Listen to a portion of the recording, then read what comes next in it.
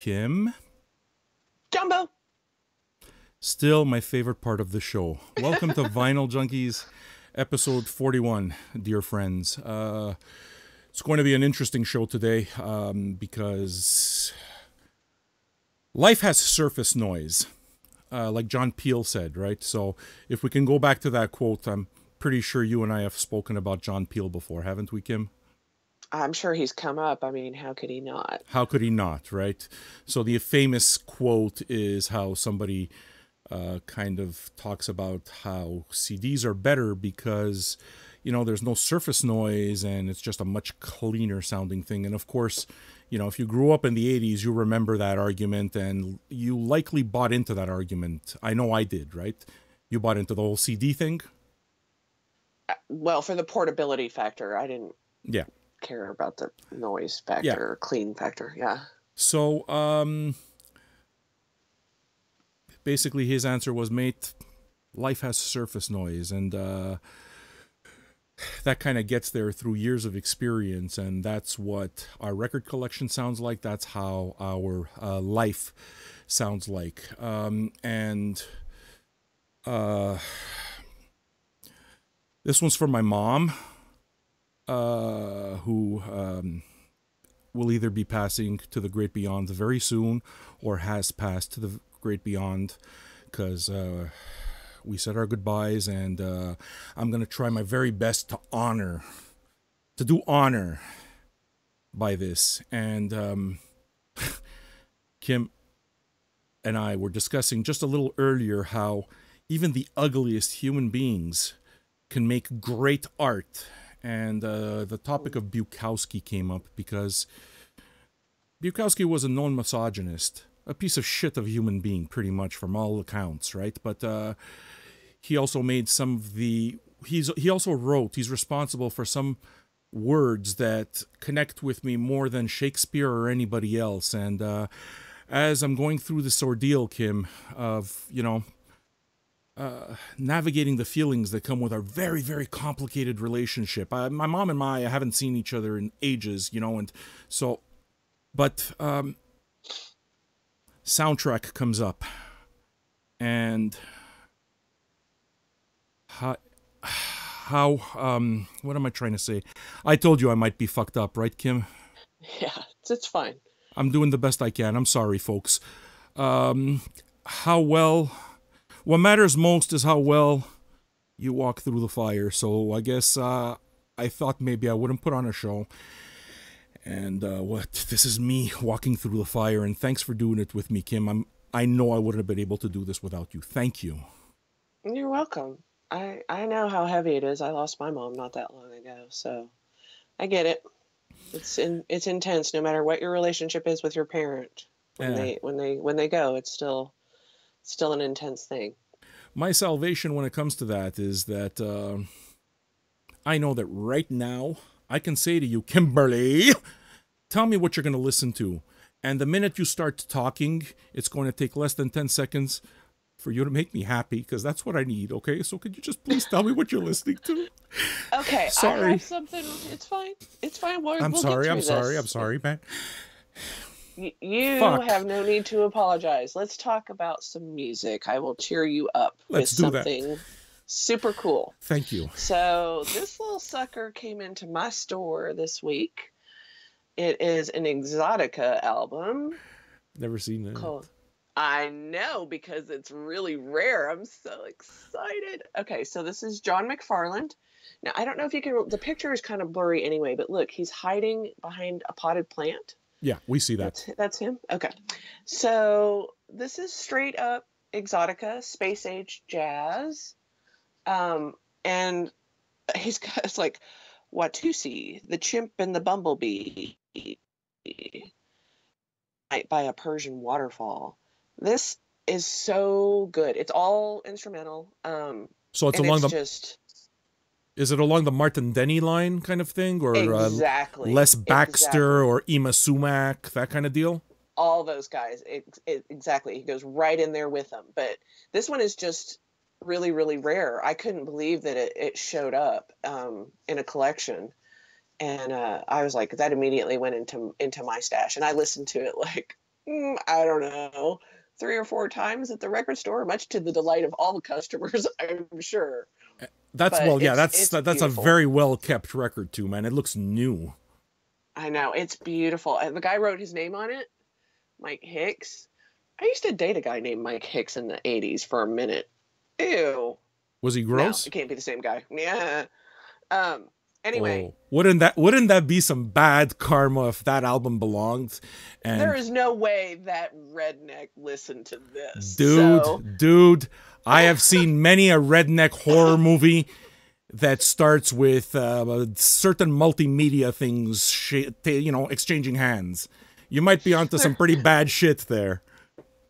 there's no way. Anyway, um, I don't mind. Have we talked about that? Like when people write or draw or whatever or doodle on stuff. We I haven't, know a but why lot of don't we?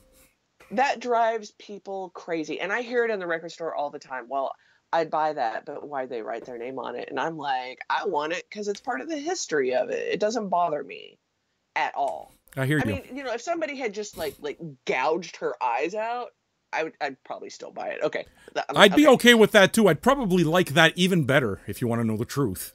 yeah. Like, but What when I caused somebody, what caused somebody to gouge the eyes out? Think about it. which I have seen in a couple times on records. I find the weirdest shit, obviously, because I'm dealing with thousands and thousands of records all the time. But like the writing of the name and stuff doesn't bother me at all, or the stickers on it. I know You know something? it drives what? I didn't interrupt you, did I? No, no, no. Uh yeah. We're going to do this tribute show this way. It's funny because I've had my mom on my mind for a variety of reasons, and a lot of my life has had to do with that early part. And I think it's pretty natural for a lot of us, just a lot of us who love music, to just play music in people's honor. And somehow, during our last conversation, my mom and I, we talked about how, this idea of doing things in people's honor. And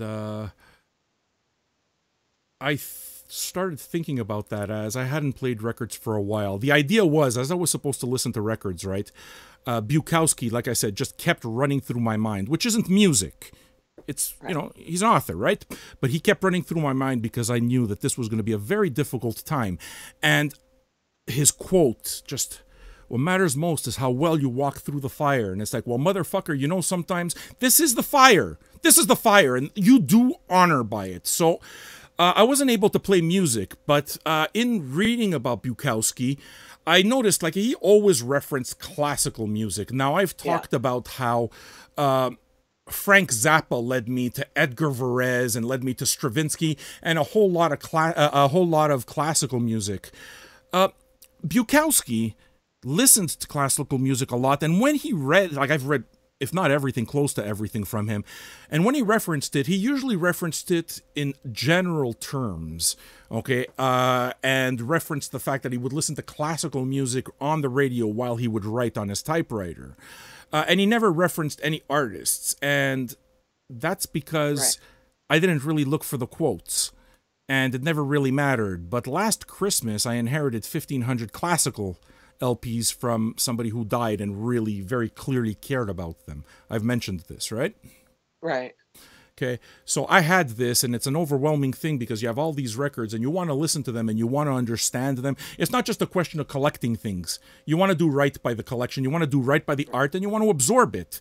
And I And you want wasn't. to honor that person. Yeah. Yes, absolutely, because a lot of time and money was put in there. And there's little stickers on that collection that say VPI. So the guy had a VPI machine and he cleaned them really, You see the ritual of somebody and the guy's not around. The records are in my possession now. They're part of the VJ archive, and fuck, dude, there's so much of it, and I don't know how to go to it. It's taken me 3 months just to organize the whole thing. Now I have it fairly organized, but I don't know how to go about it. So this entire situation goes up, and Bukowski keeps running through my mind because my mom's on her deathbed, and she may be dead now, or she may not be dead now. But I said my goodbye. And what matters most is how well you walk through the fire. And in putting together this, I thought about soundtracks.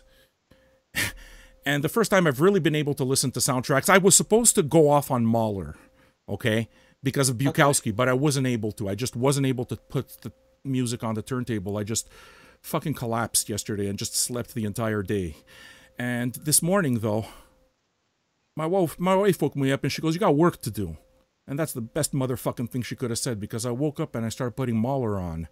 And all of a sudden started thinking to myself, you know what? Probably the best motherfucking way for me to do this, Kim, for me to go through this huge collection, is exactly the way I did it with Frank Zappa. So it's much too early, but I took to starting to look for Bukowski quotes when it comes to music, so that I can listen to this deceased man's collection of 1,500 classical LPs through the lens of Bukowski, through the lens of Huh. really Interesting. a really deeply flawed human being that if I met face to face, I would be probably thoroughly disgusted by. I'm pretty sure I would think he's a prick. I'm pretty sure I wouldn't idolize Bukowski. But his motherfucking work speaks to me, though. Does that make Yeah. sense? Oh yeah. I mean, I've read all of his stuff too, and I mean, I have issues that whole separating the art from the artist, Oh, yeah. but some of his stuff, I read it all. Some of it's just really, really, really good, Yeah. and speaks, you know, to humanity instead of to the human. Yes. So It speaks to pain, because he really yeah, speaks. he went through a lot of pain. Yeah, Yeah. he did, and well, we're humans, so he went to alcohol and a whole bunch of other things, and everybody goes through theirs, right? And Right. music is what heals me. Music is always what's been healing me. So I guess as is pretty normal, right? I start spinning records and I realize that any record I spin now is basically a tribute to my mom. It's not like I wanted it to be, it's not like I set it out to be, but that's what happened. Right. And if I can share a story, I mean, I'm sharing tons of stories, right? My God bless my daughter. Okay, she called her nonna, which is Italian for grandma, and really made her dreams come true. And she started, my daughter takes flute, so she started talking about all the different songs that she played, Oklahoma, Annie Got Your Gun, this whole bunch of stuff. And she also knows how to play When the Saints Go Marching Come In, marching in. Yeah. right? So she starts singing that, and my mom, like, just the first bar really, and then my mom just continues singing When the Saints Go Marching In. And she's a deeply religious woman, so I understand exactly it. And it's just she stopped that I want to be in that number. And I thought about playing When the Saints Go Marching In, but you know what, I have a deep catalog there. I don't even know that's such a standard. I don't even know where to find it in there. But yeah, Yeah. that's the last song. And you know where it is that I wound up? I wound up playing my metal albums. So on the turntable right now is No Remorse, Motorhead. Because, and it could have been Slayer, Raid and Blood. And it would very, very easily, I'm sure, this listening will go to Kiss, Rock and Roll Over. Because no matter how ugly the music was, somehow, I swear she never fucking complained about the music that I played. And it was ugly. And I was one of those obnoxious guys, right? That if I listened to Slayer, everybody in the neighborhood listened to Slayer. Like somehow my musical taste mattered to everybody else, which is completely obnoxious, right? But never a bad words to say about it. So, as you're doing a soundtrack, yeah, man, Kiss, because she bought me my first Kiss record. I've spoken about it before, but she bought me my first Kiss record in that record store, and I've made reference to this record so many times. And yeah, so that's my next segment. I do have another segment after this, but can you please provide some levity, Kim? Please, please, please. Okay. I let's see. Okay. One thing that came in that I bought this week was Peter and the Test Tube Babies, 80s. live and loud. They still perform. You can see them on tour. Um, yeah, this one was 89, I think.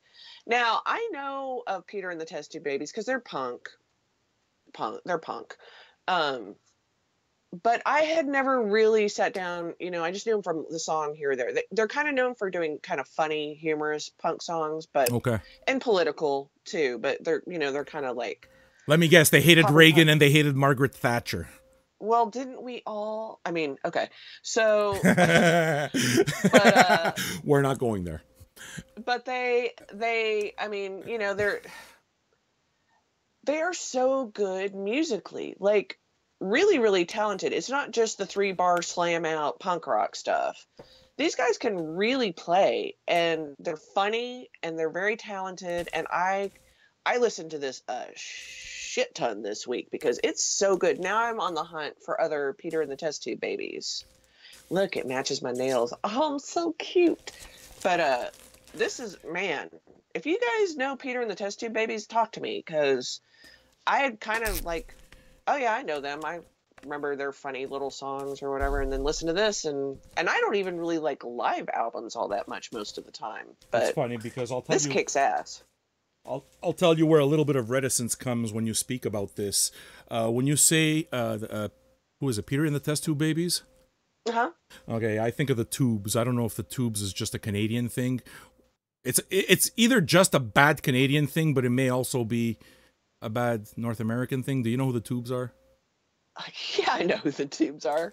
What's wrong? You don't like the Tubes?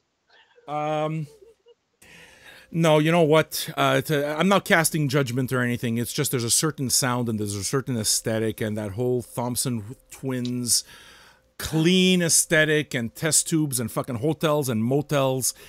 I like my shit dirty, and I still like it dirty. So I was more of a metalhead. That's not to say, Well, listen, that's not to say that I think one is better than the other. As a matter of fact, if anything, I like the fact that you come from exactly that part of the spectrum musically that I don't know yet, that I'm not familiar with, because if anybody's going to guide me through the important albums, you're going to be able to do it. well, thank you. I don't know how important this is, but this is punk rock. And I think it was recorded in Germany, maybe. They were on tour. And they're Brits. These guys, this is punk fucking rock. And it's awesome. But they are just musically more talented than a lot of the stuff that you hear that's punk rock. So if you guys get on board with some test and tell me if I'm not right, that these guys could actually play, like really play. Awesome. This is such a good album. I'm so happy with that random discovery. So, Like you never heard this before. It was just basically a first needle drop type of thing, is what you're saying. yeah, I've never heard this one before. I mean, I've heard of them, and I don't know if I've ever heard an album all the way through. So, I mean, I know of them because I know punk rock. I grew up listening to a lot of punk rock. So, yeah, it's awesome. So good. What I'm gonna do is, I'm not sure if it's a review, but can I speak to you about something really interesting that will have something to do with art and isn't completely related to music, but it's going to be because it has to be? What's that? I could have told you, Kim and I do pregame all the time, right? So it's not like we couldn't have discussed it if we didn't want to. But I kind of purposely wanted to keep some of it aside because I wanted to let her in on it. Look, my mom was bipolar very, very, very clearly. And I understand that. I'm bipolar myself. It's a disease that's a motherfucker of a disease. It's a motherfucker of a disease, okay? And Vinyl Junkies and people like you and music is my salvation, and I fucking just work as hard as I can to get through it. And I try to make this count. Now, I have a relationship, a very recent relationship that's happened online. I mean, and, you know, we can make it akin to the relationship that you and I have, Kim. You live where? In Dallas, right? They're close to Dallas. Yeah. Okay, and I live here in Montreal. We've never really met, but I mean, I trust you more than almost any human being, so I do believe that you can have that, you know, you can share that. Billy Fields of Warner Brother, Run Out Groove, his wife is an artist. Her name is Galen Williams. You know, I'll just call her Galen because she's, you know, shy.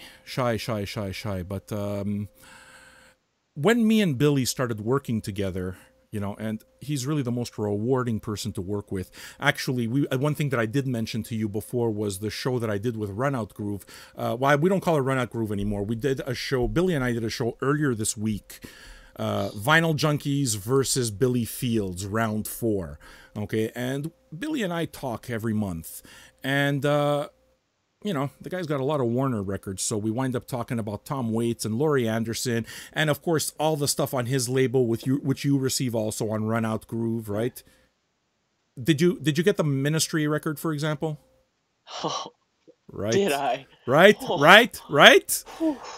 So, and we'll get to it. There's a little bit of a deeper story here because I'm trying to do something here. I may fail, but I'm happy failing. No problem, because I'm gonna try. All right.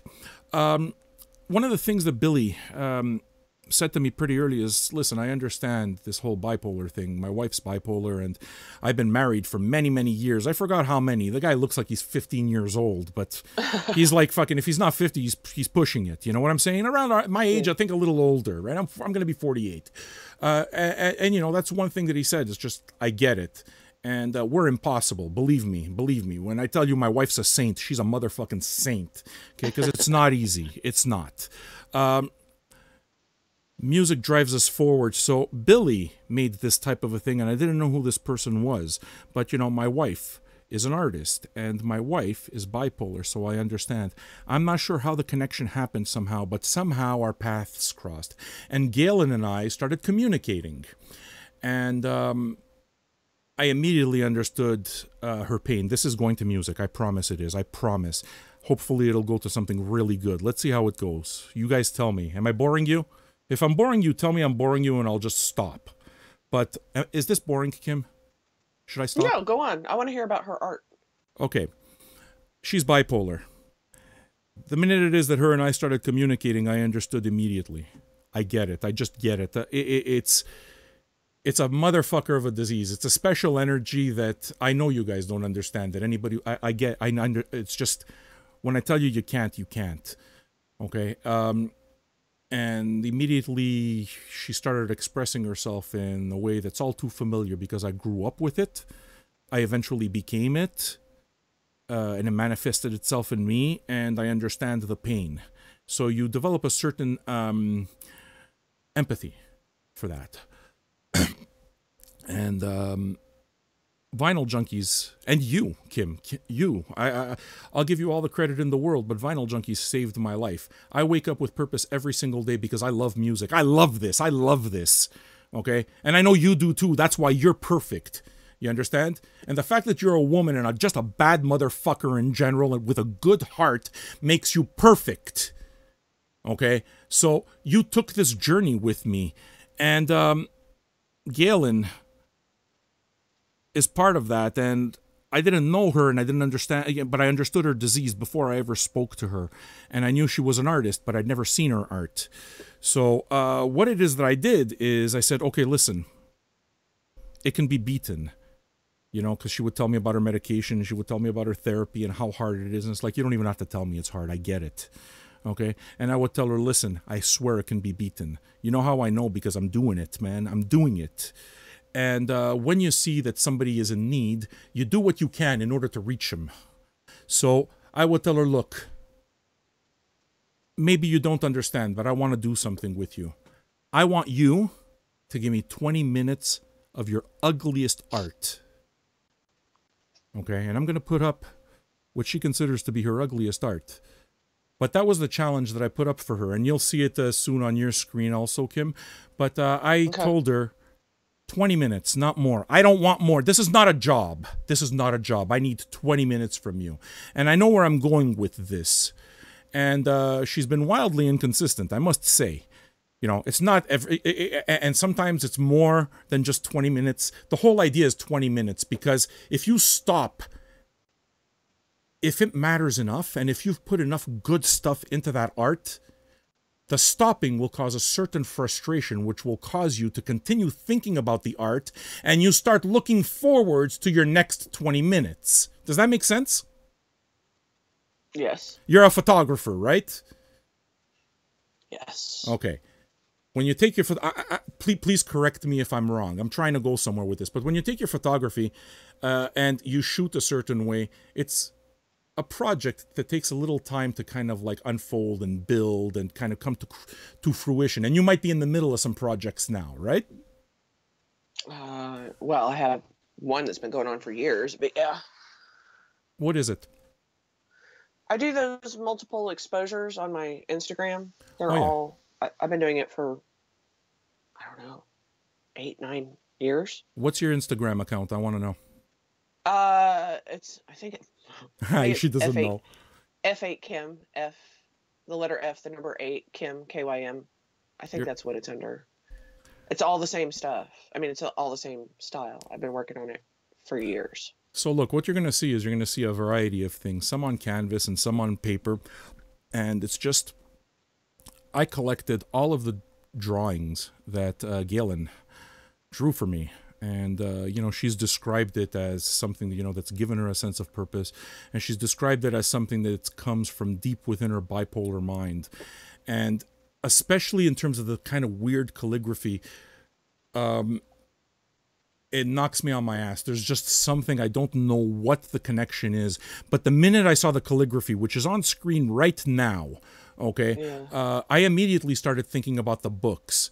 And the idea of the books, I keep mentioning it because it does keep coming up. And because life is so difficult right now, again, it keeps coming up. And immediately, the books... The band, the books? Yes, the artists. Okay. All right. The books, Sorry. right? The You Lemon said of books, Pink. So I was thinking books. Okay. No, but, yes, the books, The Lemon of Pink. And I've told Billy, or I've asked her, do you know the album The Lemon of Pink? Because I have a feeling that it'll immediately impact her. I don't know why. Because I don't know much about... I know she likes Laurie Anderson, and I know she likes Tom Waits, but I don't know much. But somehow, this connection we have... Cool. This connection we have is bipolar. And so I'm kind of just... I know that it connects... The Lemon of Pink is an album that connects deep within my mind, and it's something that, as things are difficult right now, it's kind of connecting with me. And there's a Paul DeJong album, which is, again, the same thing, but I don't know why I should be suggesting this music to her, but just today, earlier today, I came to this idea of... you have tattoos. I've wanted to tattoo myself, and I have an arm that I broke. I shattered it. There's just a huge scar on it, and it's the weakest part of my body. It's just destroyed, and I've wanted the art to mean something. So what we're gonna do is, I've told Galen that she's going to tattoo. She's going to access her bipolar, and she's going to design a full arm tattoo for the ugliest and weakest part of my body. And what we're going to do is we're going to try to guide each other through music. So that is to say that we'll talk about albums and we'll see how they feel, and we'll try to kind of connect with that and create this music that drives this art forward in terms of me and her, in terms of making music. But then I thought a step further. The best music we listen to is just, it comes from pain. It comes from really fucking ugly stuff. Again, art comes from ugly stuff. So why can't we make a soundtrack from that? And if there's music that connects to us, it doesn't matter if it's popular. That doesn't matter. But if there's some kind of music, hey, what stops us from making some kind of playlist? And why can't that playlist eventually get pressed to vinyl? And when you do that kind of thing, if it's possible, I'm not saying it's possible, but if it's possible, why can't we take a chunk of that money and give it to some kind of organization that helps people with mental illness, so that we can remove the stigma from it and show that, you know what, you can be born in a pile of shit, but you can still grow a beautiful garden from it. So that's my challenge to you, Galen. You're going to tattoo the weakest part of my body, and we're going to talk about music, and I'm going to try to kind of throw stuff at you, and we'll see what we come up with. And, you know, Kim, if you want to participate in that, you're a photographer, and I trust you. And I'm not asking you to do it. I'm not asking you, Kim. You don't have to do anything you don't want. But if you want to, you can contribute to this, and we're going to try to do a beautiful thing. And it may never come to fruition. It doesn't matter. But every good idea starts with a motherfucking seed. And what we're going to do is we're going to plant this seed now and make mental disease and make a really painful, contentious relationship with my mom and a whole bunch of bad stuff be the shit in which we grow a beautiful garden. That's I it. like her. I love her work. Isn't It's she special? beautiful. Isn't she special? Yeah, it's really nice. You know, I have my minor is art history. So tell me. I look at a lot of it's beautiful. You see, It's I wish you could see it because you see it on a delay, but you're going to see me on the screen pointing. You know the calligraphy? yeah. I I can't saw it go explain. by. It's the calligraphy. Once she started with the calligraphy, that's where it is that I immediately thought of the Lemon of Pink and the books. And you know what? It'll bring me to another album, which is a Paul DeJong record. It's the most recent release from Paul DeJong, who is one half of the books. And I can't really do a review because it's a difficult listen. It's a very difficult listen, and I can't tell you buy it because it's fucking awesome, because it's such a difficult listen. If you're up for the challenge, then that's what you do. But the album's called You Fucking Sucker. Didn't you talk about that I when you did. got it? I Okay. did. But somehow it's finding itself back in my life. It happens. Okay? Because so much of this is, I'm showing the album cover right now. So much of this is just little bits of audio. Try your best, and he just keeps talking about your best and your best over and over again. And the front cover, it's not really a front cover, it's like just a big almost wrapping paper that you can wrap a present with all sorts of stuff, but right in dead center is Jesus. And it sounds like pieces to a broken puzzle. It just sounds like pieces to a pretty broken puzzle, but it's just a puzzle that I want to put together. And I think that if Galen becomes familiar with the books, I just have a feeling that it might be a puzzle that might connect with her. And the reason I'm pointing to this Paul DeJong one here is because some of the stuff is so harsh. I know there's something. I know there is meaning here. Did you receive this, Kim? No. Fuck, I was really hoping you'd get a copy of it because it's a very difficult listen. And I know that I read one review that said by the 10th time that they listened to it, they were laughing. And I can't imagine laughing because it causes me so much anxiety. But I'm now showing Yeah, I love that cover, that paper. and I'm showing you the inside sleeve now, which you're going to see a little bit later. It's just written in really primitive kind of pencil marks. You fucking sucker. So suddenly, for me, it's like, okay, well, is this album just a big cosmic joke? So it causes me to want to put the puzzles together. But the thing is that the books, The Lemon of Pink, was a puzzle that kind of came a lot more. It's still revealing itself. This, I don't know, man. It's fucking digging into some kind of trauma for me. I don't know what it is, but it's a difficult listen for me. I'm not there yet, but I know that I'm going to listen to it because I want to know what it is. So in talking about this soundtrack, you know what? Maybe or maybe not. Maybe Paul DeJong will watch this. But you know what, Mr. DeJong? Your art, your music connects with my bipolar mind. Somehow. I don't know how. Okay?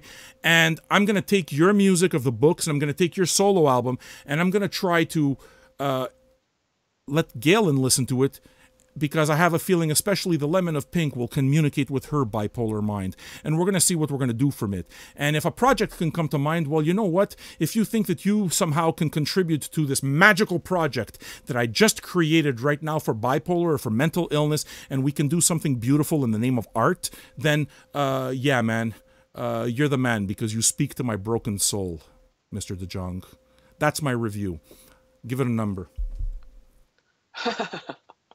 What's your pitchfork number? No. That was really good. Thank you.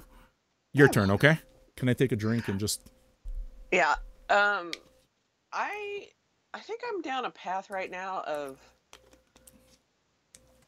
kind of angry young men in suits from the 70s and 80s. Okay. Like The Jam. Okay. This is really, really good. I love The Jam. I don't know how many Jam albums I have. I don't know, 4 or 5 or something like that. But I didn't have this one, the Mod Cons. Um, yeah, I don't know. You know, we mentioned it, and I've been thinking about it while I've been listening to bands like this, especially the Brits, like the whole Margaret Thatcher having something to say.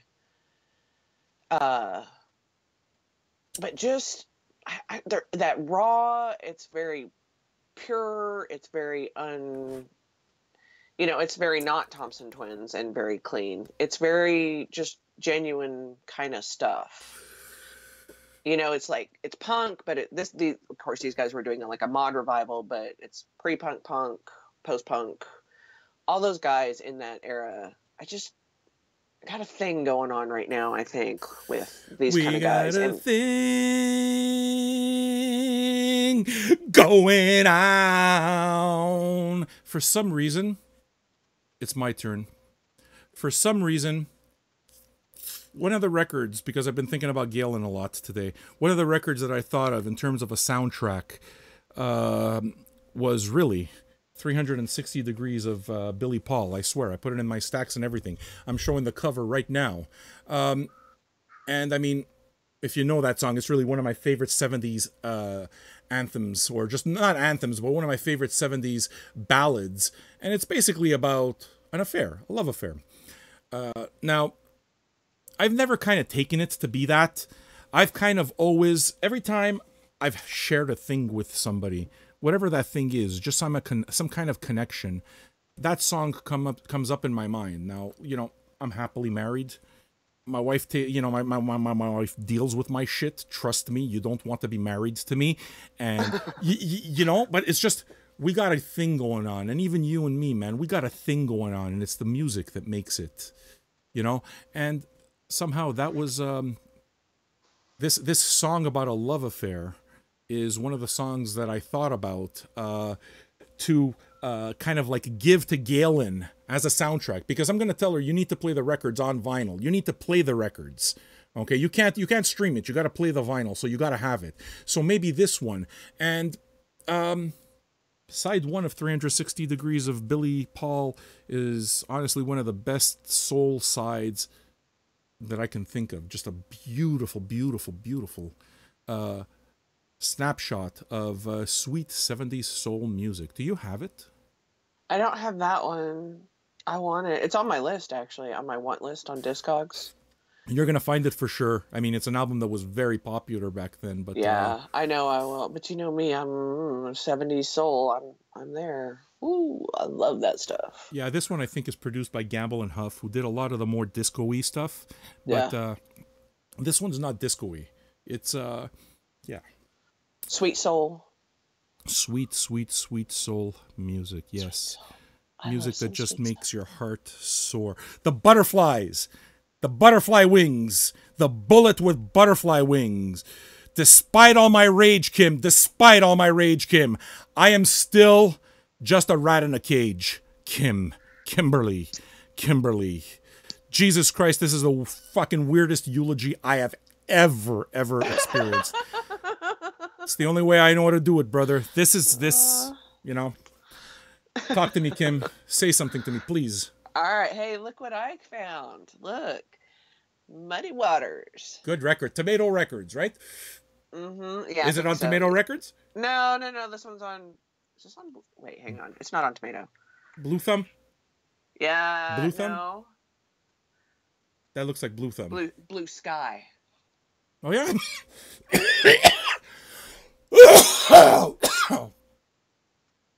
Are you okay? Yeah, man.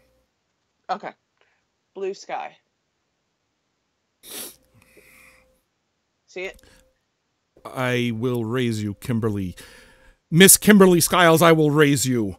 I not only see it, I have it. I love Muddy Waters. So good. I do too.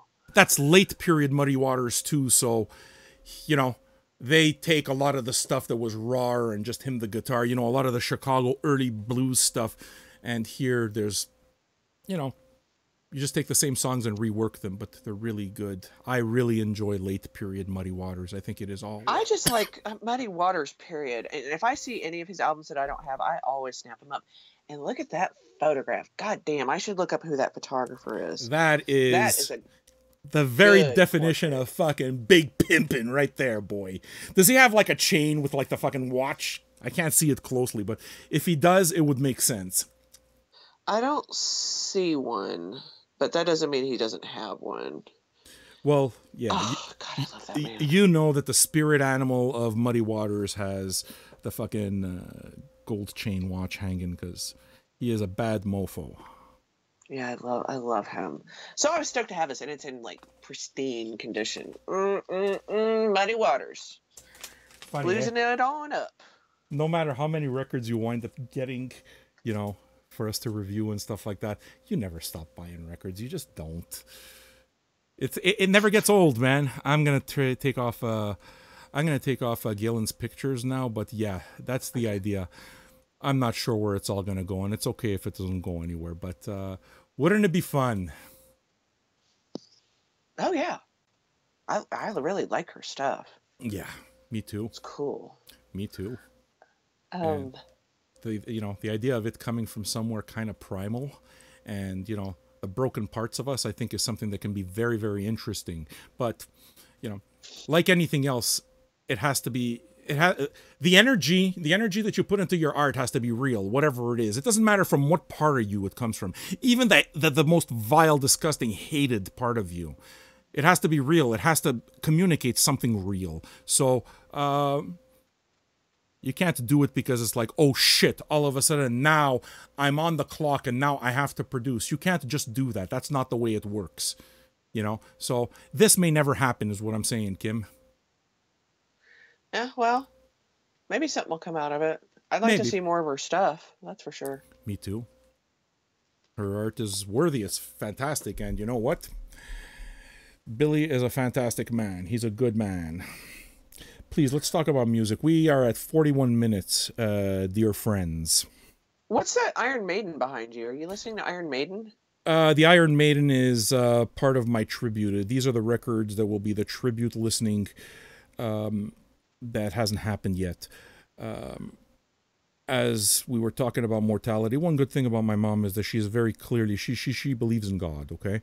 Which is kind of ironic as we see, Eddie hanging over a fucking, Satan, and he's kind of got a marionette underneath, which is like a puppet of a human being, and it's all really satanic stuff. And if you remember the 80s music, there was this big satanic thing where, Satanic Panic. oh yeah.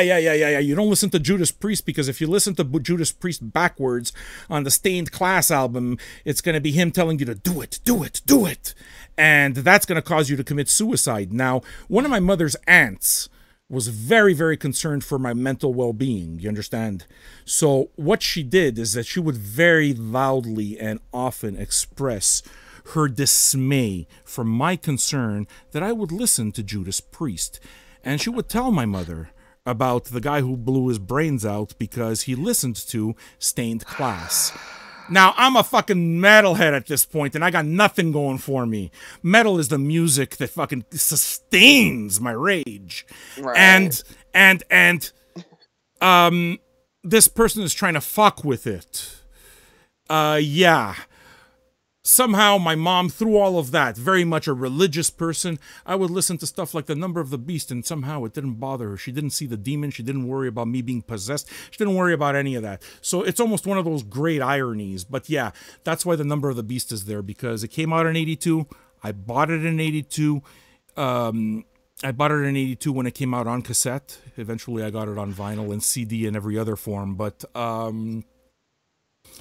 it sustained me during the absolute fucking worst parts of my life, when I did not know myself enough to be able to just stand on my own 2 feet. So the music I listened to, and the patches on my jacket, and the fucking rock t-shirts spoke where I couldn't. Does that make Right. sense? Oh yeah, I did the same thing. And I mean, mine was metal and punk and all sure. the dark stuff. Yeah. And ultimately, you know what? It's kind of a weird thing, because that's got nothing to do with music at all. But it does. But the music matters to us so much that it's just, I mean, especially in the case of metal and punk, it's just, it becomes this motherfucking uniform. And you see these 60-year-old guys and these 70-year-old guys, and there's just, Somehow it never leaves you, does it? Now, the music that gets you through the hard times sticks with you for your life, I think. You know, it's part of your soul, part of your everything. Oh, this is fun. You see, I didn't plan it to be this way, but I have like now in doing the soundtrack, I pulled out all the records that I used to listen to when, all the records I wasn't supposed to listen to that everybody said would cause me to blow my brains out because heavy metal is evil. And that I still listened to despite having a very religious mother who somehow just let all that pass. So You now, know, go ahead. my mom was all about like, you can't listen to blah blah blah. My dad would be like, whatever your mom says. But I've probably told that story before, but I told my parents that U2 was a Christian band so I could go see U2 for my first real big concert. You did not And tell it that worked. story, but it's a good story. My very first big concert, not like in a club because we were sneaking into punk clubs and seeing Agent Orange and Flipper in San Francisco. But my first concert was U2 Unforgettable Fire, and I went with my friend Cindy. And I told my mom, I was like, well, I had to campaign for my mom that U2 was a Christian band and therefore I could go see U2. And she went along with it, and I saw U2 Unforgettable Fire in Oakland, 84. Yeah.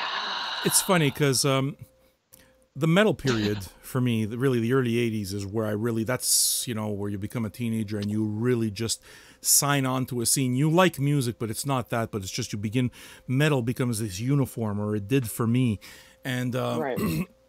Sometimes I wonder if it's because specifically it flew in the face of my mother's pretty, strong religious beliefs, so much so that she wouldn't shut up about it, type of thing. But it flew in the face of that, but somehow she kind of maybe understood that I don't know, somehow this is something that never offended her, and you would think that it's the most obvious thing that would offend, especially when people are saying, oh, well, you know what, this guy bit the head off a fucking dove. And, as a kid, if your kid, you go to your kid, hey, is it true that the guy you're listening to right now, he bit the head off a dove during a board meeting? Is that true? Yeah, mom, yeah, dad, it's true. Wait a second, is it also true that he was playing a concert at one point and somebody threw a bat on stage and he thought it was a rubber bat and he bit the head off the bat also? And that the bat, he wasn't sure if he got rabies, so he had to be rushed to the hospital so that he could get rabies shots. Is that true that the guy that you listen to, whose album is called Diary of a Madman, all of that, is it a fantasy or is it true? No, mom and dad, it's true. That really happened. How the fuck did that pass? Can you explain to me how that passes? I just hid it from my parents. There's no way it would have flown in my household. My missionary parents, no.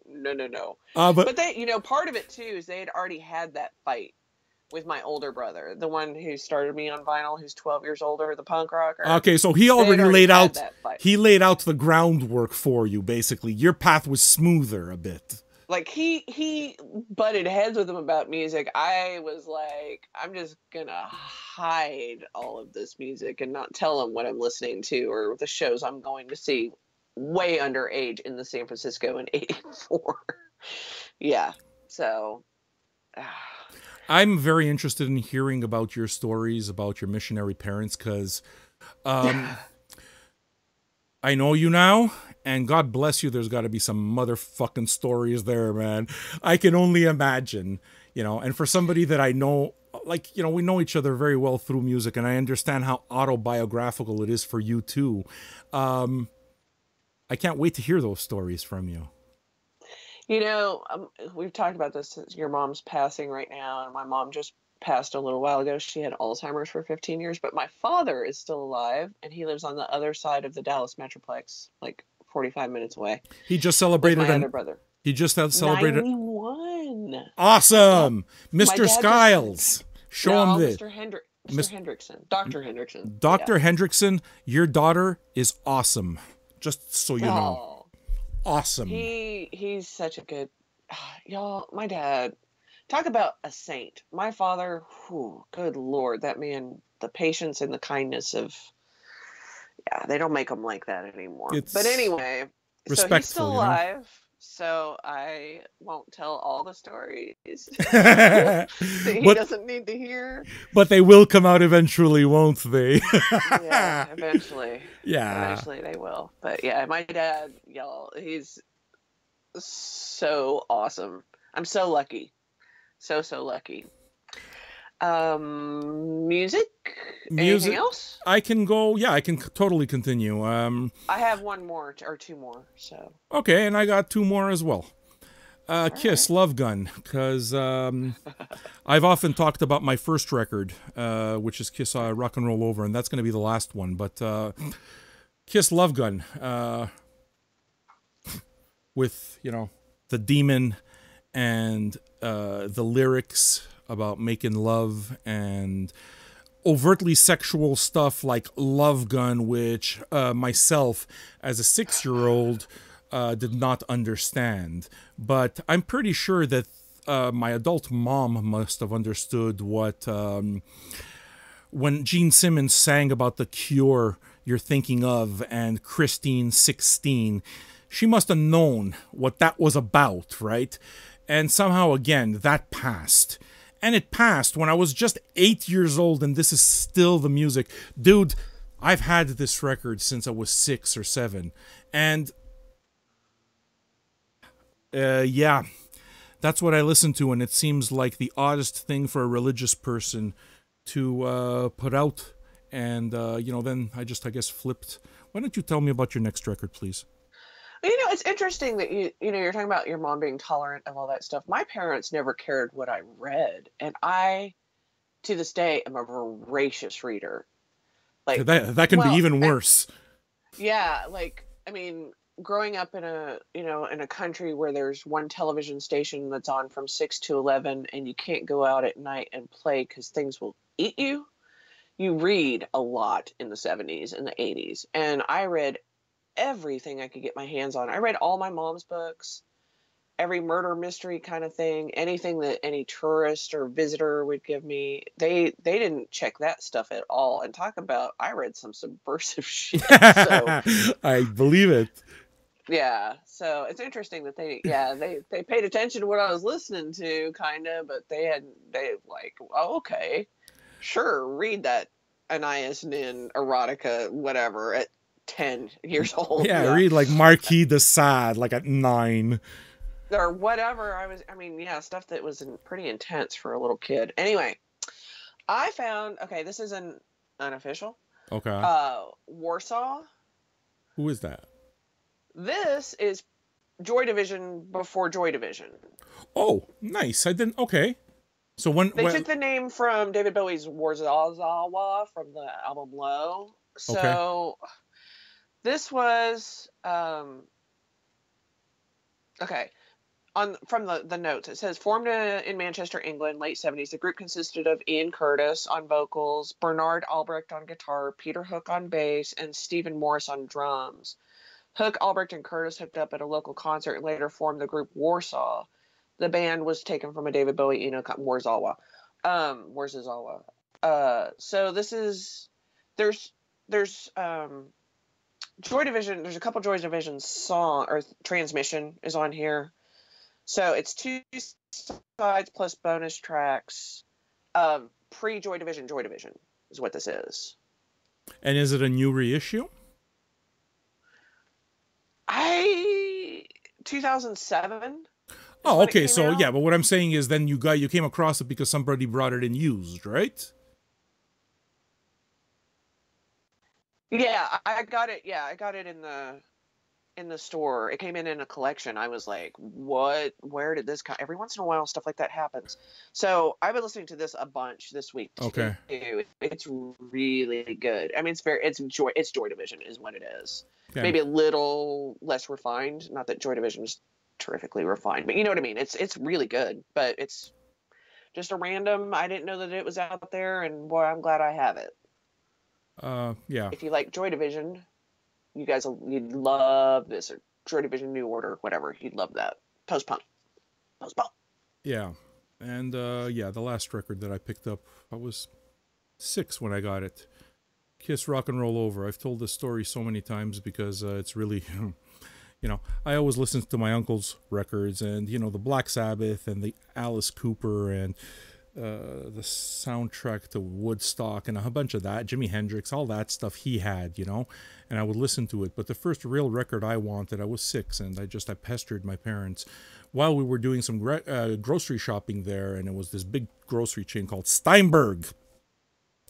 So Okay. Italians would go to Steinberg, and I was like, hey, Yamu Steinberg. And Steinberg was right in the middle of St. Leonard where all the fucking wops used to live.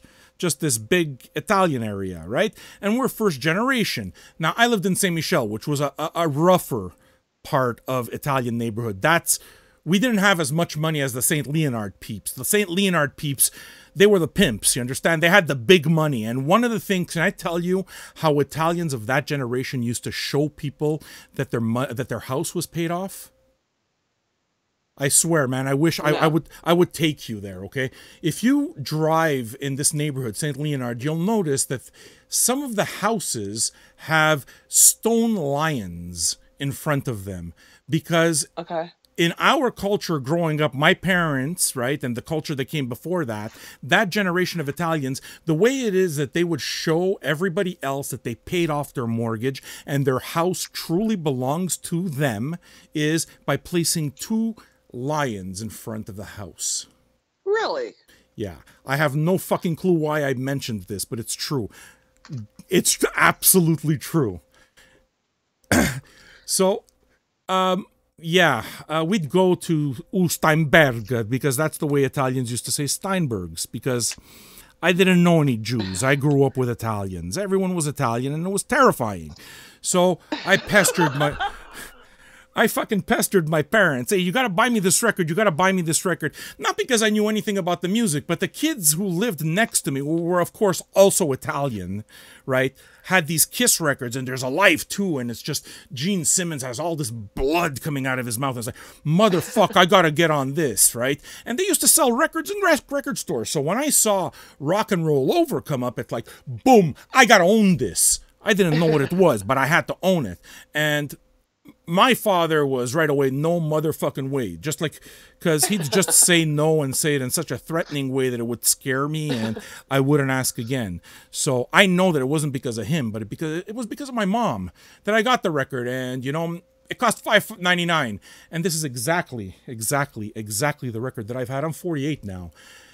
I've owned this record 42 years. And if you look close enough, you'll see that I drew.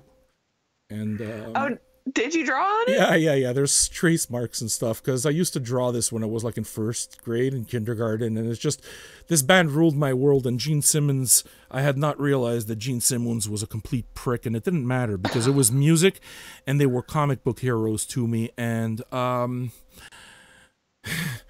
my God, Kim, if I can tell you how many times in the morning I raise my head. Yeah. How many times she's heard it and never complained about it, and I played that fucking record loud, real loud, and I don't remember complaints, and I know myself well enough to know I remember a lot of pain.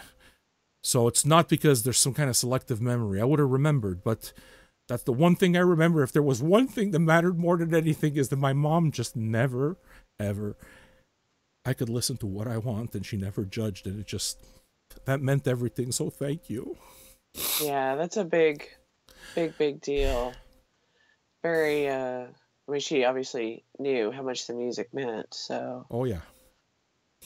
Um, and now we do this, and it's just you kind of juxtapose real life to talking about records and the soundtrack of our life. And the fact of the matter is, Kim, we're doing this as we go along. I don't even know if this is interesting. I don't know if this is too self-indulgent. We're not trying to make it that. What we're trying to do is we're trying to tell you, if music matters that much, the fact that it's on vinyl, it's not the product. It's just another thing. It's another more tactile, another bigger part of the fabric of our lives. And if I had told you about this entire experience of Kiss Rock and Roll Over without the actual record, and we were talking about a stream, it wouldn't have been the same thing. The memory wouldn't have been the same thing. It just wouldn't have. So, yeah, dude, listen, that's my bit. I think I'm done. You done? I'm sorry All if I right. took up most of the show, Kim. I'm sorry. You don't need to apologize to me. We're cool. Did you notice my cool new Melvins poster? I just waited for you to talk about it whenever you were going to talk about it. I knew you had to mention it because it's just too freaking cool. But hey, now's as good a time as any to talk about Buzz. Can I just say one more thing What? that I just realized What's up? before you finish with your Buzz story? My very first interview with the Melvins was during the Freak Puke tour. I'll just take out the tour. And I think I've already mentioned that I am horrible at interviews. I'm just bad at them. Yeah, you've talked about that interview. So one of the things, no, this is another interview. This one was with a better one, but it was still bad. Okay. So I'm showing Rock and Roll Over because I was talking about how vinyl is different and trying to kind of engage in this discussion with the guys from the Melvins. And the bassist at that time was, Jesus, what's the dude from Mr. Bungle? Kevin. Kevin. It's not Kevin Rutmaz. I can't remember the fucking name. I don't know. I know who you're talking about, though. Yeah, okay. And yeah, because they were doing kind of like this acoustic thing. And as I was doing all of this and trying to tell them how important and special this record was because it was the first one, Buzz took it out of my hand and says, oh, and you know what else you can do with it? And he starts pulling on it. And like, I mean, it's kind of delicate. He goes, you can wear this as a hat. And he starts pulling it apart in a way that was making me entirely uncomfortable because I thought he might actually tear the seams on it.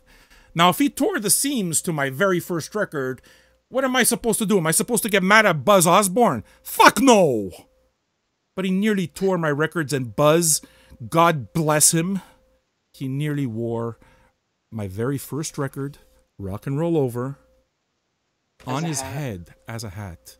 This is true, Kimberly. These are true stories. I mean, that's cool, but dude, don't mess with my vinyl.